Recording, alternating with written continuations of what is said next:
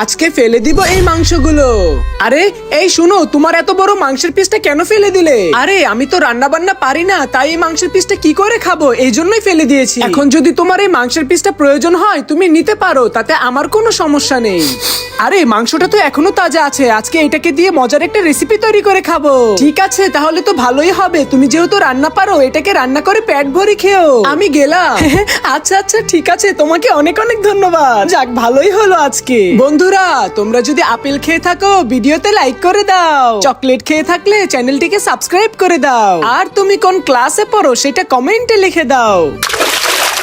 প্রথমে গরুর পিসটাকে পানিতে ভালো করে ধুয়ে নিতে হবে, তারপর এর উপরে কিছু মশলা ছিটিয়ে কিছুক্ষণ সিদ্ধ করে নিতে হবে। ভালোভাবে সিদ্ধ হয়ে গেলে এগুলোকে নামিয়ে তারপরে পিস পিস করে কেটে নিতে হবে। এখন সেই পিস পিস করা মাংসগুলোকে আরো ভালো করে রান্না করার জন্য ডিম এবং আটা মেখে নিতে হবে একসাথে।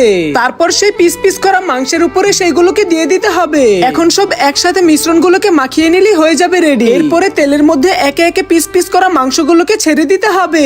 কিছুক্ষণ তেলের মধ্যে ডকবক করে ভাজলে বাদামি কালার হয়ে যাবে। আর এভাবে বলতে বলতে আমাদের রেসিপিটাও তৈরি হয়ে যাবে। চলো আমরা খেয়ে দেখি মাংসের রেসিপিটা কেমন হয়েছে। হ্যাঁ হ্যাঁ খেয়ে দেখি।